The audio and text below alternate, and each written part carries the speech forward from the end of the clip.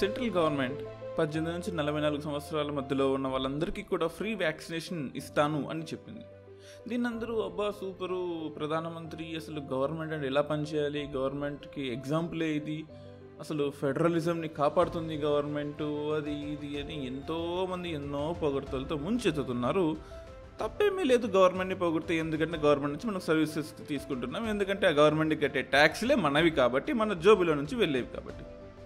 ఇప్పుడు ప్రాబ్లం అంతా ఎక్కడొచ్చింది?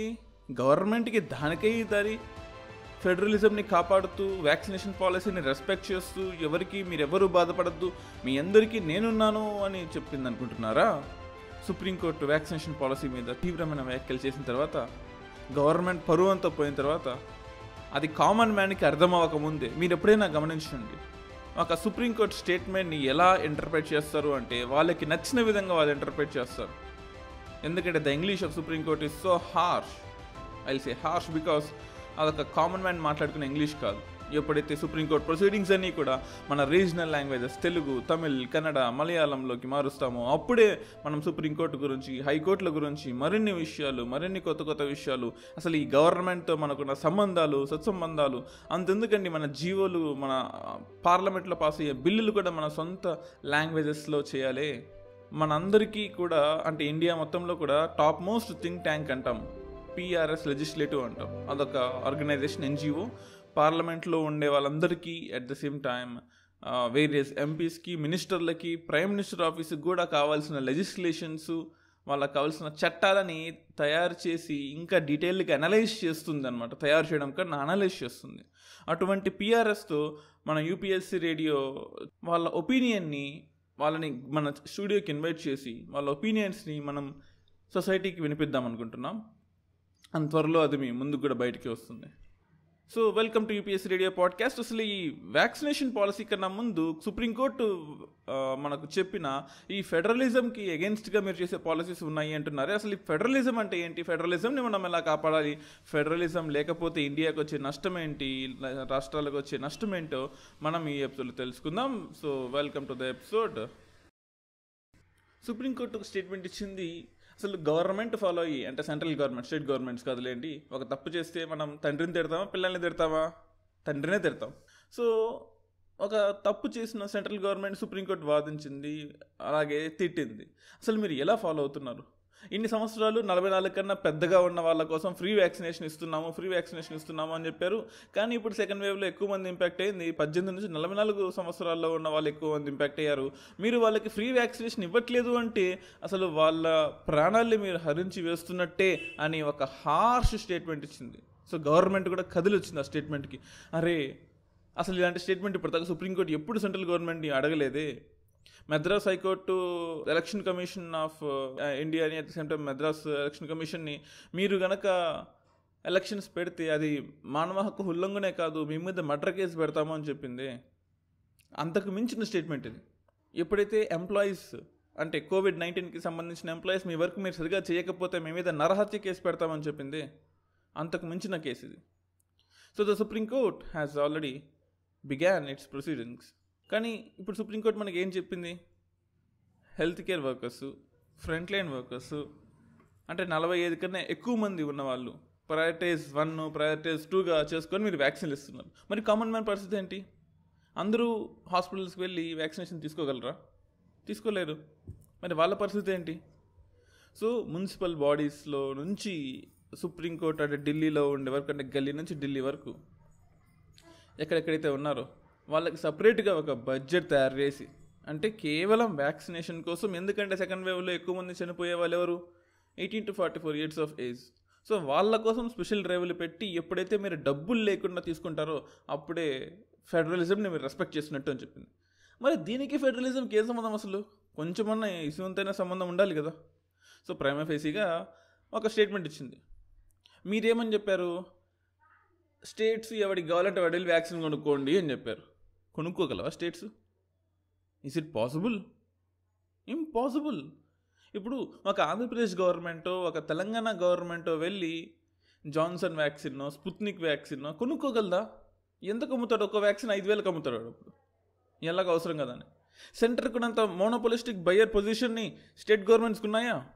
ఇప్పుడు ఒక ఒక హోల్సేల్ మార్కెట్ వాడు వెళ్ళి ఇండస్ట్రీ దగ్గరికి వెళ్ళి అడిగితే ఒక రేట్ చెప్తాడు, నేను వెళ్ళి ఇండస్ట్రీ దగ్గరికి వెళ్ళి అడిగితే ఇంకో రేట్ చెప్తాడు. మరి వాడే వెళ్ళి అడగాలి కదా, సెంట్రల్ గవర్నమెంట్ వెళ్ళి అడగాలి కదా. అంటే ఆర్టికల్ 14కి అగెయిన్స్ట్ అని సుప్రీంకోర్టు చెప్పింది, రైట్ టు ఈక్వాలిటీకి అగెయిన్స్ట్ అని చెప్పింది, అసలు రేషనాలిటీ లేదు అని చెప్పింది. అంటే సుప్రీంకోర్టు మన బేసిక్ కాన్స్టిట్యూషన్లో ప్రియాంబుల్ అని ఉంటుంది. అంటే ఒక బుక్ కొనేటప్పుడు మనం ముందు సూచిక లేదా విశేషిక అని చదువుతుంటాం కదా, బుక్లో ఏముందో బుక్ మొత్తం చదవకుండా, అలాగే మన కాన్స్టిట్యూషన్కి ప్రియాంబుల్ ఉంటుంది అనమాట. ఆ ప్రియాంబుల్లో చెప్పింది ఫెడరలిజంని రెస్పెక్ట్ చేస్తామని చెప్పలేదు, but assuring the dignity of the individual and Liberty ఇస్తా అని చెప్పింది స్టేట్స్కి. మరి అటువంటి లిబర్టీ ఇవ్వాలంటే ఫెడరలిజంని రెస్పెక్ట్ చేయాలి. అసలు ఈరోజు మనం ఆ ఫెడరలిజం అంటే ఏంటో తెలుసుకుందాం. ఇండియా అనేది ఫెడరల్ సిస్టమా కాదా అని అందరూ అంటుంటారే. అసలు ఫెడరలిజం అంటే ఏంటి? ఒక తండ్రి తన పిల్లలకి ఫ్రీడమ్ ఇస్తాడు. ఎంతవరకు ఇస్తాడు? ఆ ఫ్రీడమ్ని మిస్యూజ్ చేయనంత వరకు ఇస్తాడు. మిస్యూజ్ చేస్తున్నామని తెలిస్తే ఖచ్చితంగా ఫ్రీడమ్ని లాగేసుకుంటాడు. అలాగే మన ఇండియాలో ఉన్న 28 స్టేట్లకి కూడా మన prime minister and government and president freedom ఇస్తుంది. మీకు కావాల్సిన బిల్డింగ్లు మీరు కట్టుకోండి, మీరు కావాల్సిన హెల్త్ ఇన్ఫ్రాస్ట్రక్చర్ మీరు కట్టుకోండి. అంటే ఇటువంటి టైం కాకుండా epidemic act, disaster management act ఇప్పుడు ఇంప్లిమెంట్లో ఉన్నాయి కాబట్టి ఈ టైం కాకుండా మిగతా టైమ్స్ అన్నింటిలో కూడా అగ్రికల్చర్ మీకు ఇష్టం వచ్చినట్టు చేసుకోండి, ఎడ్యుకేషన్ మీకు ఇష్టం వచ్చినట్టు చేసుకోండి, చిన్న చిన్న మైనింగ్స్ ఏవైతే ఉన్నాయో అవన్నీ కూడా మీకు ఇష్టం వచ్చినట్టు చేసుకోండి. ఇలా మనకంటూ కొంచెం ఫ్రీడమ్ ఇచ్చేస్తుంది. ఎందుకంటే అన్నీ పెద్దోళ్ళు చెప్పినట్టు వినాలంటే కష్టం కదా, పిల్లలకు కూడా కొంచెం ఫ్రీడమ్ ఇవ్వాలి. అలా కాకుండా నువ్వు ఎన్నేళ్ళైనా కానీ మొత్తం నా మాటే వినాలి అంటే ఎట్లవుతుంది? మన రాజ్యాంగంలో ఫెడరల్ వ్యవస్థ అని రాయలేదు. అంటే మన ఫ్యామిలీ సిస్టంలో నీకు ఫ్రీడమ్ ఇస్తామని ఎక్కడైనా రాసుకున్నామా? మన ఫ్యామిలీ బుక్స్లో ఉంటే ఎక్కడైనా పిల్లలకి ఫ్రీడమ్ ఇస్తాను, పిల్లలకి ఫ్రీడమ్ ఇవ్వను అని ఎక్కడ రాసుకున్నామా చెప్పండి. మన ఫ్యామిలీకి ఏమైనా కాన్స్టిట్యూషన్ ఉంటే, మన ఫ్యామిలీకి ఏమైనా కొన్ని సెట్ ఆఫ్ రూల్స్ ఉంటే ఫ్రీడమ్ ఎంతవరకు ఇస్తాను ఎంతవరకు ఇవ్వను ఎక్కడ రాసుకోలేము కదా. అలా అని చెప్పేసి ఫ్రీడమ్ ఇవ్వనట్ట. We have Indian federalism. So మన పర్మిషన్ లేకుండా కొన్ని ఆర్డినెన్స్లు తయారు చేసుకుంటున్నారు వాళ్ళు సెంట్రల్ గవర్నమెంట్లో. అది ఫామ్ బిల్స్ ఇవ్వనివ్వండి, లేదా కాంపన్సేషన్కి జిఎస్టీ కావాలంటే అది ఇవ్వకపోవడం అనివ్వండి, ఏదైనా అవ్వనివ్వండి. మేము అడిగామా జిఎస్టీ తీసుకురామని? సరే తీసుకొచ్చారు. దానికి కావాల్సినట్టుగా అన్ని స్టేట్స్ యొక్క ఒపీనియన్స్ తీసుకొని ఏదో తయారు చేశారు. మీరేమని చెప్పారు? మీరు ఏం బాధపడద్దు, ప్రజలు కట్టే ఇండైరెక్ట్ ట్యాక్స్ ఏదైతే ఉందో దాన్ని కనుక లాస్లు వస్తే మేము కంపల్సరీ చేస్తామని చెప్పారు. ఫర్ ఎగ్జాంపుల్ ముఖేష్ అంబానీ ఉన్నాడు. ముఖేష్ అంబానీ ఒక ఉప్పు కొన్నాడు, తన వంటల్లో వాడుకోవడం ఉప్పు కొన్నాడు. 30 రూపాయలు పోయింది ఒక కేజీ ఉప్పు. తన రిలయన్స్ స్టోర్లోనే కొనుక్కున్నాడు. అదే రిలయన్స్ స్టోర్లో నేను వెళ్ళాను, నేను ఉప్పు కొనుక్కున్నాను. తనకి నెలకి ఒక 100 కోట్లు వస్తుంది అనుకో, నాకు మహా అంటే ఒక 50,000 వస్తున్నాయి అనుకో. ఇప్పుడు నేను కొన్న ఆ ఉప్పుకి అదే ట్యాక్స్ కట్టాలి, 100 కోట్లు వచ్చే అతనికి అదే ట్యాక్స్ కట్టాలి. How is it possible? అది డిస్క్రిమినేషన్ కాదా? సో ఇండైరెక్ట్ ట్యాక్స్, అసలు ఇండైరెక్ట్ ట్యాక్స్లో ఉండే నేచరే డిస్క్రిమినేషన్. దీని మీద ఒక special episode last week release అయింది. కోవిడ్ టైంలో ఎకనామిక్స్ ఎలా ఉంటుంది, ఎలా డెవలప్ చేయాలి అని the most finest CA Shashikumar గారి పాడ్కాస్ట్ 1 hour పాడ్కాస్ట్ రికార్డ్ చేసాము. దయచేసి అది వినండి. దాన్ని విన్న తర్వాత మీకు ఎకానమీ మీద ఉండే, జిఎస్టీ మీద ఉండే ఒపీనియన్ తెలుసుకుంటున్నాం. ఇంకా చేంజ్ అయ్యే అవకాశం ఉందని నేను అనుకుంటున్నాను. So coming to the point here, మీరేమన్నారు? కరోనా అనేది యాక్ట్ ఆఫ్ గాడ్ అన్నారు. అంటే దేవుడు తయారు చేసిన ఒక విధ్వంసం కరోనా అని చెప్పారు. నిజమేనా? దేవుడు తయారు చేసిందని అది ఒప్పుకుంటారా? ఏదన్నా రిలీజియన్లో దేవుడు తయారు చేసింది కరోనా అంటే ఒప్పుకుంటారా చెప్పండి? No, we won't accept. మరి అలాంటప్పుడు కంపెన్సేషన్ ఇవ్వడానికి తప్పేంటి? మీరు కంపెన్సేషన్ ఇవ్వండి. మాకు జిఎస్టీ చేయడం వల్ల మాకు డబ్బులు రావట్లే, చేయట్లేదు. రీసెంట్గా ఫామ్ బిల్స్ తీసుకొచ్చారు, మేము అడిగామా తీసుకురామని? ఏపీఎంసీ మార్కెట్లు, అగ్రికల్చరల్ ప్రొడ్యూస్ మార్కెటింగ్ కమిటీస్ని తీసేమని మేము అడిగామా? అది స్టేట్ లిస్ట్ కాదా? స్టేట్ లిస్ట్లో ఉన్న సబ్జెక్ట్స్ నువ్వు ఎలా రాక్కుంటావు? అది నీ ప్రైవసీని అడ్డుకోవడం కాదా? ఒక్కసారి ఆలోచించండి. నువ్వేదో బిల్స్ తయారు చేసుకొని వచ్చి అగ్రికల్చర్ ప్రొడ్యూసింగ్ మార్కెటింగ్ కమిటీస్, అవును తప్పు ఉండొచ్చేమో, మా ఏపీఎంసీలో తప్పు ఉండొచ్చు, భార్యాభర్తల మధ్య గొడవ ఉండొచ్చు, అంతకని నువ్వు వచ్చేసి బెడ్రూమ్లో కూర్చోకూడదు కదా. సో మన ఏపీఎంసీలో తప్పులు ఉన్నాయి, ఒప్పుకుంటాము. దాన్ని రెక్టిఫై చేసుకోవడానికి మాకు ఏమైనా పర్మిషన్స్ ఇవ్వండి, ఫండ్స్ అలికేట్ చేయండి, లేదా మాకు ఒక టైం ఇవ్వండి. అంతేకాని A to Z ఏపీఎంసీలు అన్నింటినీ అబాలిష్ చేసేస్తాను, ఎసెన్షియల్ కమాడిటీస్ని మార్చేస్తాను, ఫార్మ్ అగ్రికల్చర్లో ప్రైవేటైజ్ చేసేస్తాను అనడం కూడా తప్పే కదా. మరి అలాగే కోఆపరేటివ్ బ్యాంక్స్ని రిజర్వ్ బ్యాంకులోకి తీసుకొచ్చారు. మరి ఇన్ని రోజులు అంటే ఇంతకుముందున్న గవర్నర్స్, ఇంతకుముందున్న గవర్నమెంట్స్ చేత కాదనుకుంటున్నారా? కోఆపరేటివ్ బ్యాంక్స్ అనేది రాష్ట్రాలకున్న హక్కు, వాళ్ళకి నచ్చిన వాళ్ళకి లోన్లు ఇచ్చుకుంటాయి. Simple logic. సో ఆ లోన్ల వల్ల చెడు వెళ్తున్నాయి, బ్యాంకులు దివాలా తీస్తున్నాయి అంటున్నారు. మరి సెంట్రల్ బ్యాంకులు దివాలా తీయలేదా? నీరవ్ మోడీ, విజయ్ మాల్యా లాంటి వాళ్ళు దేశాన్ని దోచుకుని వెళ్ళలేదా? తప్పు ఎక్కడైనా జరుగుతుంది. తప్పు సెంట్రల్ గవర్నమెంట్లో జరుగుతుంది, తప్పు స్టేట్ గవర్నమెంట్లో జరుగుతుంది. స్టేట్ గవర్నమెంట్లో జరిగే తప్పులన్నింటినీ నేను ఆపేస్తాను, అందుకోసం మీకు ఫండ్స్ ఇవ్వడం ఆపేస్తాను అంటే సో కోఆపరేటివ్ బ్యాంక్స్ ఆర్బీఐలో కలపడం ఏంటి?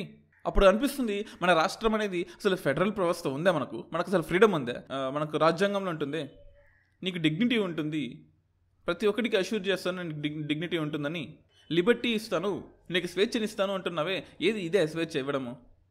అప్పుడప్పుడు ఏమన్నా అంటే 1962 కేసు తీసుకొస్తారు, state of west Bengal versus union of India case. Supreme court చెప్పింది అదే ఇండియన్ కాన్స్టిట్యూషన్ అనేది ఫెడరల్ కాదు అని. ఎందుకంటే అప్పటికి మన సుప్రీంకోర్టు కూడా ఎవాల్వ్ అవ్వలేదు, అప్పుడే పుట్టింది.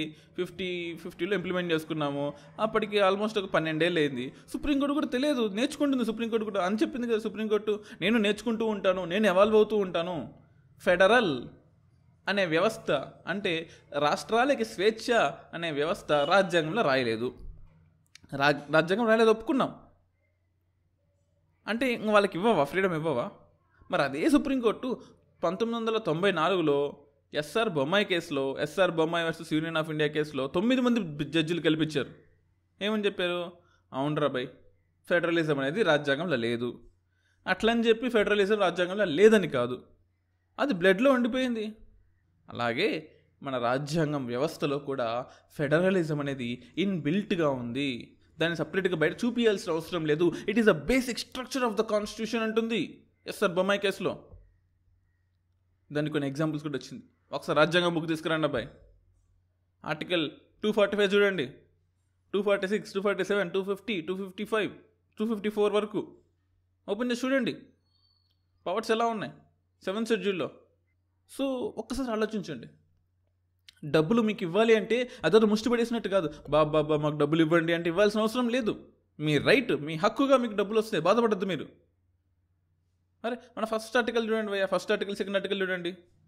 కొత్త స్టేట్స్ని ఫామ్ అయ్యేటప్పుడు లేదా కొత్త స్టేట్స్కి పేరు మార్చాలంటే స్టేట్స్ తయారు చేసుకోగలవా? అది కొత్త స్టేట్స్గా విడిపోవాలన్నా స్టేట్స్ తయారు చేసుకోగలవా? లేదు. ఆ పవర్ సెంట్రల్ గవర్నమెంట్కి ఉంది. అలా అని చెప్పేసి మా పవర్ స్టేట్స్ డివిజన్ వరకే మీ పవర్ ఉంది, స్టేట్స్ ఎలా ఫంక్షన్ చేయాలో మీరు ఎలా చెప్తారు? ఓకే, ఒక సెంట్రల్ గవర్నమెంట్కి ఒక అల్టిమేట్ అథారిటీ ఉండడం నిజమే. మన రాష్ట్ర సోవర్నిటీని కాపాడాల్సిన బాధ్యత కూడా సెంట్రల్ గవర్నమెంట్ది. పక్కనోడు ఎవడో వచ్చి నేను నీ మీద బాంబులు వేస్తానంటే ఇది నా వెస్ట్ బెంగాల్, ఇది నా ఆంధ్ర, ఇది నా తెలంగాణ, నేను చూసుకుంటాను, నువ్వెవరు ఢిల్లీ వాడు అని చెప్పడానికి లేదు. రాష్ట్రంలో ఏదైనా చెడు జరిగితేనో, ఇండియా యొక్క సోవర్నిటీకి దెబ్బతింటేనో ఖచ్చితంగా సెంట్రల్ గవర్నమెంట్ రావాలి, వస్తుంది కూడా. సో ఆలోచించండి, ఇండియా అనేది ఫెడరలా కాదా? ఎన్నో సంవత్సరాలు, ఎన్నోసార్లుగా ఇండియాని ఫెడరలిజం నుంచి దూరంగా, అంటే ఫస్ట్లో చేసేవాళ్ళు కాదని చెప్పట్లేదు, కానీ గత 5-6 ఏళ్ళగా మరీ ఇదిగా తయారైంది. ఇదిగా అంటే నా ఉద్దేశం ఫెడరలిజం స్ఫూర్తికి విఘాతం కలిగిస్తూ సెంట్రలైజేషన్ జరుగుతూ ఉంది. మన రాజ్యాంగంలో ఫస్ట్ ఆర్టికల్ ఒకటి ఉంటుంది, India that is Bharat. India అంటే భారతదేశం, shall be union of states. మేమందరం కలుస్తూనే కదా యూనియన్ అయింది. అంటే ఆ వర్డ్ యూనియన్ అంటే ఇది ఫెడరలిజం కాదు అంటున్నారు. అవును, ఫెడరలిజం కాదు అని రాజ్యాంగంలో చెప్పిందని అనుకోవద్దు మీరు. ప్రియాంబుల్ ఆఫ్ ద కాన్స్టిట్యూషన్లో క్లియర్గా చెప్పింది ఏంటంటే India that is union of states is nothing but all the states together. It is not just an independent state, you and me. So don't assume Bharat లేదా ఇండియా అంటే కేవలం ఢిల్లీలో కూర్చున్న గవర్నమెంట్ ఒకటే కాదు. It is governments, the yes stands here. So I don't want go in to మిగతా దేశంలో ఎలా ఉంది, మన దేశంలో ఎలా ఉంది, మనం ఇంప్రూవ్ అవ్వాలి, ఇది కాదు. అసలు మన దేశంలో ఉన్న, మన రాజ్యాంగంలో ఉన్న మన ఫెడరల్ వ్యవస్థని అర్థం చేసుకోవడానికి సుప్రీంకోర్టులకి, గవర్నమెంట్లకి ఇన్ని సంవత్సరాలు పట్టింది. ఇంకా పక్కనోడితో కంపేర్ చేసుకుంటూ పోతుంటే మన పిల్లలు వాళ్ళ పిల్లలు వచ్చేస్తారు. Federalism has to be respected. మనం ఏమన్నా అమెరికన్ మోడలా? కాదు. రాష్ట్రాలకి అంత స్వేచ్ఛ ఉందా? లేదు. సరే, ఉన్న స్వేచ్ఛనైనా మాకు ఇవ్వండి. సో ఇప్పుడు మీరు అనొచ్చు మన రాజులు వాళ్ళ కాలంలో అసలు ఫెడరలిజంకి రెస్పెక్ట్ ఇచ్చేవాళ్ళు కాదు కదా అని. ఎందుకు లేదు? మగధ కింగ్డమ్లో లేదా, మౌర్యన్ కింగ్డమ్లో లేదా? అప్పట్లో రిపబ్లిక్స్ ఉండేవి. సబ్ కాంటినెంట్లో ఎవడి కింగ్డమ్ వాడు చేసుకునేవాళ్ళు. ఆఖరికి షేర్షా సూరిలో కూడా, అక్బర్ టైంలో కూడా మనకు ఫెడరల్ గవర్నమెంట్ ఉండేది. చాలా ఎగ్జాంపుల్స్ ఉన్నాయి. అంటే గవర్నమెంట్ ఆఫ్ ఇండియా యాక్ట్ 1935లో కూడా ఉన్నాయి. ఫెడరేషన్ ఆఫ్ స్టేట్స్ తయారవుతాయి కదా అప్పుడు. సో లేదు అని చెప్పొద్దు. మీరొక్కరే గవర్నమెంట్, ఈ ఒక్క గవర్నమెంటే ప్రజలకి స్వేచ్ఛ ఇస్తుంది అని చెప్పొద్దు. It is in the blood of Indians. So ఒక్కోసారి బాధేస్తుంది, మన ఫెడరల్ వ్యవస్థ ఏమైపోతుందని. బాధ మీకు మాకు కాదులేండి, సుప్రీంకోర్టుకి బాధేస్తుంది. మనకు బాధేస్తే ఏమవుతుంది? ఏమీ అవ్వదు. మహా అంటే సోషల్ మీడియాలో అరుస్తాము, లేదా టీవీలో డిబేట్స్ పాల్గొంటాము, ఫ్రెండ్స్తో మీమ్స్ జోక్స్ షేర్ చేసుకుంటాము. ఆ తర్వాత మన ఫోన్ స్విచ్ ఆఫ్ చేసి మన పని మనం చేసుకుంటాం. Then who will question the government? ఎవడొకడు వస్తాడు క్వశ్చన్ చేసుకుంటాడు. ఎవడో నువ్వే. Question the government. ప్రతి ఒక్కరూ ఒక లెటర్ రాయండి. వాట్ ఈస్ హ్యాపెనింగ్ ప్రతి ఒక్క ఇష్యూలో, ఈ ఒక్క ఇష్యూనే కాదు, ప్రతి ఒక్క డిపార్ట్మెంట్, ప్రతి ఒక్క మినిస్ట్రీలో మనకి ఉండి 52 మినిస్ట్రీలకి కొన్ని వందల డిపార్ట్మెంట్స్కి కాంటాక్టర్స్ కొడితే వేల మెయిల్స్ ఉంటాయి. ఆ మెయిల్ అడ్రస్లన్నీ తీసి జస్ట్ ఒక మెయిల్ రాయండి. నీకు రైట్స్ ఏంటి, నీకున్న ఇదేంటి. తిడుతూ రాయమనట్లేదు నేను. Respect the government, respect the constitution, respect their work. ఎంతో కష్టపడి చేస్తున్నారు. కొన్ని వందల వేల ఐఏఎస్ ఆఫీసర్లు నిద్రాహారాలు లేకుండా మన కోసం ఎంతో కష్టపడి చేస్తున్నారు. ఎక్కడో ఒక చిన్న తప్పు జరిగిందని చెప్పేసి అందరినీ బ్లేమ్ చేయకూడదు. ఎంత కష్టపడతారు. ఒక ఐఏఎస్ ఎగ్జామ్ అవ్వడానికి ఎంత కష్టపడతాము, ఐఏఎస్ ఎగ్జామ్ క్లియర్ అయిన తర్వాత దేశాన్ని కాపాడడానికి ఎంత కష్టపడుతున్నారు వాళ్ళందరూ. వాళ్ళకి రెస్పెక్ట్ చేస్తూ, వాళ్ళకి ఒక జై హింద్ ఇచ్చుకుంటూ, సో మన ప్రాబ్లమ్ని వాళ్ళకి రిప్రజెంట్ చేయండి. ఎందుకు? ప్రాబ్లమ్ని రిప్రజెంట్ చేస్తేనే కదా వాళ్ళు దాన్ని పాలసీ మేకింగ్లో ఇంక్లూడ్ చేస్తారు. మన ఎమ్మెల్యే ఎంపీలు వింటారో ఏమో నాకు తెలియదు, మీ ఎక్స్పీరియన్స్ ఏంటో తెలియదు. నా ఎక్స్పీరియన్స్ అయితే కొంచెం హార్ష్గానే ఉంది. సో దయచేసి లెటర్ రాసి మీరు ఏ డిపార్ట్మెంట్లో ప్రాబ్లమ్ ఫేస్ చేస్తున్నారో, ఎందుకు కాంటాక్టర్స్ ఇచ్చింది, ఎందుకు మమ్మల్ని మాట్లాడండి, మాతో మాట్లాడండి, మాకు మీ ప్రాబ్లమ్స్ని చెప్పండి. ఒక పెద్ద ఫెడరలిజం వ్యవస్థ నుంచి చిన్న చిన్న ప్రాబ్లమ్స్ ఏమైనా ఉన్నా సరే మాకు చెప్పండి అంటున్నారే. రాయండి, మెయిల్స్ రాయండి.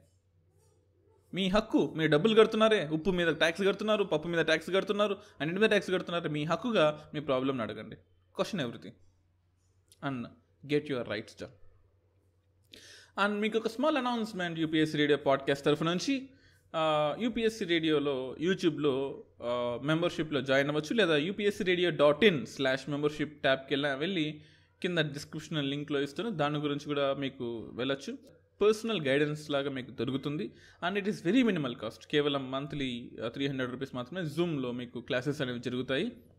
సో కరెంట్ అఫైర్స్కి సంబంధించినవి, జోగ్రఫీకి సంబంధించినవి, ఎకనామీకి సంబంధించినవి, ఎటువంటి డౌట్స్ అయినా సరే మీకు ఉంటే మనం వీక్లీ జూమ్ సెషన్స్ పెట్టుకొని దాని గురించి ఫర్దర్గా వెళ్తూ ఉంటాం. సో యూట్యూబ్లో జాయిన్ అవ్వచ్చు. యూట్యూబ్ కన్నా ముఖ్యంగా కింద ఇచ్చిన డిస్క్రిప్షన్ లింక్ ఓపెన్ చేసి సో మీరు వెళ్ళండి, లేదా upscradio.in వెబ్సైట్కి వెళ్ళినా సరే పైన మెంబర్షిప్ అనే ట్యాబ్ ఉంటుంది. ఆ మెంబర్షిప్ ట్యాబ్ ఓపెన్ చేసినా సరే మీకు దొరుకుతుంది. అండ్ కరోనా టైంలో చాలామంది చాలా ప్రాబ్లమ్స్ ఫేస్ చేస్తున్నారు కదా. సో దీన్ని దృష్టిలో పెట్టుకొని ఎవరైతే ఫార్మింగ్ కమ్యూనిటీకి సంబంధించి వాళ్ళు ఉన్నారో, సో ఫార్మర్స్కి సంబంధించిన పిల్లలు కానీ, ఫార్మర్స్ మీద డిపెండ్ అవుతున్న వాళ్ళు కానీ, అగ్రికల్చరల్ లేబర్స్ కానీ, డైలీ లేబర్స్ కానీ మీరు కనుక ఉంటే upscradio@gmail.comకి ఒక మెయిల్ చేయండి. మీకు కంప్లీట్లీ ఫ్రీగా గైడెన్స్ ఇవ్వబడుతుంది. సో దట్ ఈస్ వాట్ నేను తీసుకునేది చాలా తక్కువ amount. I think people charge lakhs of rupees. But మనం UPSC radio podcast is not something which is for profit oriented. Article 21A of Indian Constitution providing free and affordable education is a topmost priority of our podcast. So join అవ్వండి మెంబర్షిప్లో. And మీరు if you couldn't bear that 300 per month అనమాట ఇదంతా కూడా. So కుదరకపోతే you can mail us. I'll give absolutely free of cost. Thank you for subscribing to UPSC Radio Podcast. And మరిన్ని interesting episodes, మరిన్ని interesting updates, మనం కొత్త episodes, కొత్త పాడ్కాస్ట్లతో ఇంకా ముందుకు వెళ్దాం. మీ సపోర్ట్ నాకు ఎప్పుడూ కావాలి. జై హింద్.